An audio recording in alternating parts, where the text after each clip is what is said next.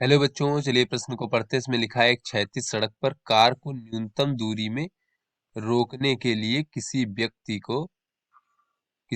को बच्चों यहाँ चार विकल्प दिए गए हैं। पहला कहा जा रहा है कि ऐसे ब्रेक लगाना चाहिए कि पहिए घूमना बंद कर दे। बी विकल्प कह रहा है बच्चों कि इतना ही ब्रेक लगाना चाहिए जिससे कि टायर फिसलने से बचा रहे। फिर बच्चों सी विकल्प है कि ब्रेक पंप करने चाहिए यानी कि दबाएं एवं छोड़ें। फिर डी विकल्प है कि इंजन बंद कर देना चाहिए एवं ब्रेक नहीं लगाने चाहिए। तो चलिए बच्चों इस प्रश्न की मूल अवधारणा को हम समझ लेते हैं। बच्चों इस प्रश्न की मूल अवधारणा में हम देख लेते हैं कि कोई वस्तु जो है बच्चों, वो अगर इस प्रकार से बच्चों अपनी अक्ष के परितः घूर्णन गति भी कर रहा है और बच्चों वो जो है स्थानांतरित गति भी कर रहा है, यानी एक स्थान से दूसरे स्थान पर भी जा रहा है बच्चों, और अपने अक्ष के परितः घूर्णन गति भी कर रहा है। तो इस वस्तु की जो कुल गतिज ऊर्जा हो जाएगी वो कितनी हो जाएगी बच्चों?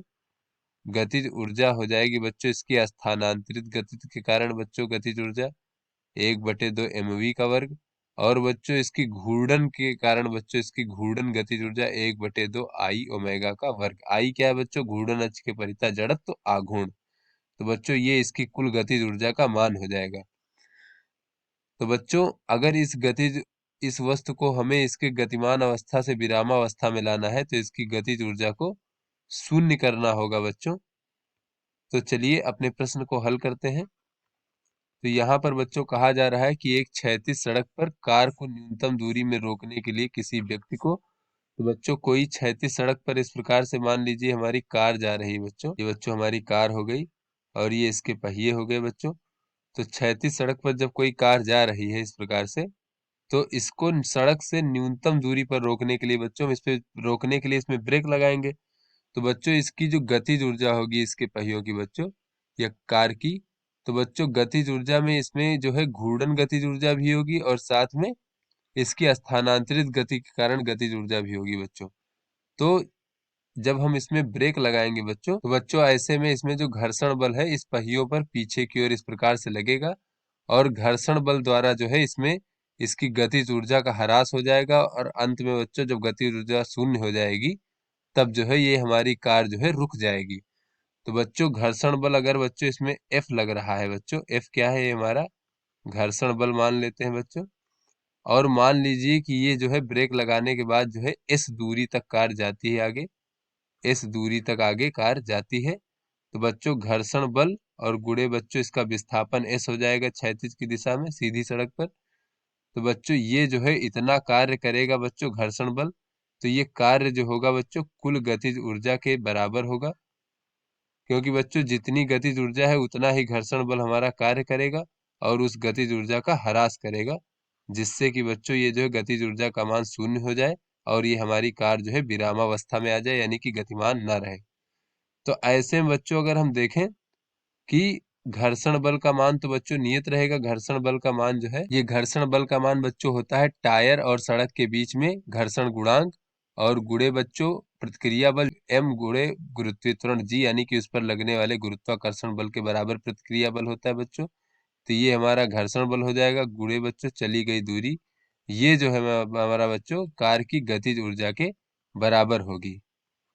बच्चों यहाँ से अगर हम S देखें बच्चों चली गई दूरी, तो ये हो जाएगा गतिज ऊर्जा, कार की कितनी गतिज ऊर्जा है भागे बच्चों म्यू एम जी। तो बच्चों ये म्यू और एम और जी का मान तो नियत है बच्चों, यानी कि जो सड़क पर चली गई दूरी है बच्चों रुकने के लिए वो गतिज ऊर्जा के अनुक्रमानुपाती होगी बच्चों, यानी कार की जितनी अधिक गतिज ऊर्जा होगी उतनी ही अधिक दूरी तक कार हमारी जाएगी। तो बच्चों जैसा कि पहला विकल्प कहा जा रहा है कि ऐसे ब्रेक लगाने चाहिए कि पहिए घूमना बंद कर दे। तो बच्चों यहाँ पर अगर हम देखें कि गतिज ऊर्जा में क्या हो जाएगा बच्चों, तो गतिज ऊर्जा जो हो जाएगी हमारी, एक तो जैसे कि हमने देखा बच्चों कि गतिज ऊर्जा में एक हमारी स्थानांतरित गति के कारण ऊर्जा होती है 1/2 एम यू का वर्ग मान लेते हैं बच्चों, यू प्रारंभिक वेग या फिर जब हमने ब्रेक लगाया उस समय जो वेग रहेगा, और 1/2 आई ओमेगा का वर्ग, यह बच्चों घूर्णन गति के कारण।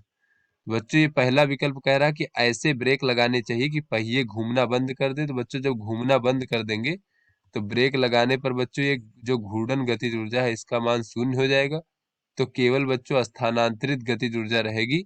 तो बच्चों गतिज ऊर्जा का मान कम रहेगा, तो ये जो हमारी चली गई दूरी होगी ये न्यूनतम होगी बच्चों। तो ये हमारा सही विकल्प होगा। और आगे अगर देखें बच्चों कि इतना ही ब्रेक लगाना चाहिए कि जिससे कि टायर फिसलने से बचा रहे। तो बच्चों अगर टायर फिसलने से बचा रहेगा तो उसमें घूर्णन गति होती रहेगी। तो ऐसे में बच्चों ये जो है ये 0 के बराबर नहीं होगा और कुल गतिज ऊर्जा का मान इन दोनों ऊर्जाओं के बराबर होगा।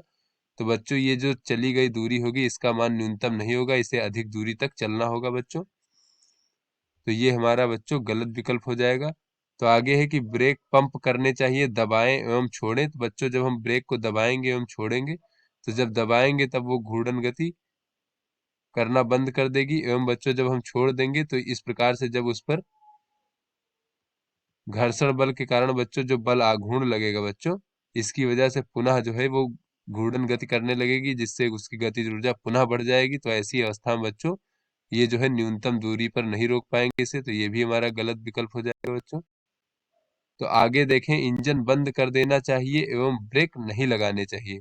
तो बच्चों जब हम इंजन बंद भी कर देंगे, जब हमें विरामावस्था में लाना होगा या फिर कार को रोकना होगा, तो इंजन जब बंद भी कर देंगे तो उस समय जो उसका प्रारंभिक वेग रहेगा बच्चों वो तो उतना ही रहेगा, उस पर कोई फर्क नहीं पड़ेगा बच्चों। किंतु अगर ब्रेक नहीं लगाएंगे तो कार जो है न्यूनतम दूरी पर नहीं रुकेगी बच्चों, तो प्रारंभिक वेग तो उसका उतना ही रहेगा। ये बच्चों हमारा गलत विकल्प हो जाएगा। तो आशा करते हैं ये आपको समझ में आ गया होगा। धन्यवाद।